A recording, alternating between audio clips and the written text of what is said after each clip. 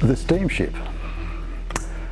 On the night of the 29th of July 1852, the Peninsula and Oriental Steam Navigation Company, the Chusan, docked in Port Phillip Bay. The steamship travelled from England was now a reality.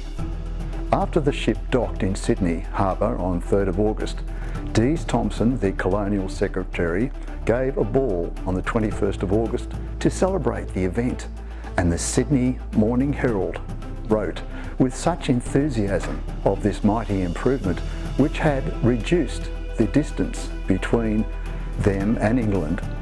Henceforth the journey would take 70 days. At the start of the European settlement in Australia, it took 4 to 5 months for a ship to travel the same distance under sail.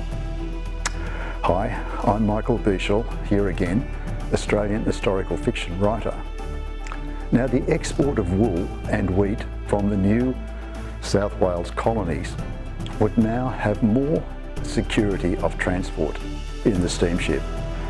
Additionally, the export of gold bullion from the gold strikes had equal security, and unlike the sailing ships of the Spanish galleons, were not subject to be destroyed on some reef or at the whims of wind and storms.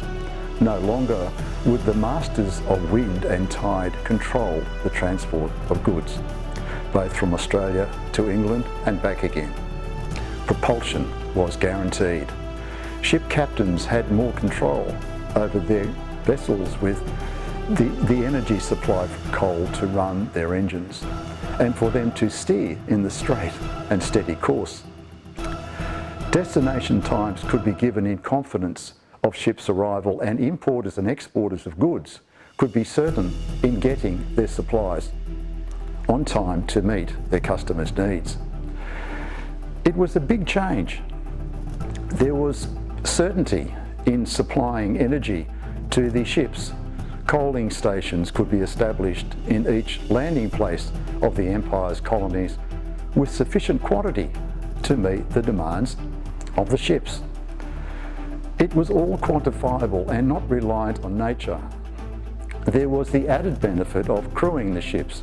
Sailing ships required many sailors to operate, unlike the steamship, which required more mechanical expertise, which at that stage was in its infancy.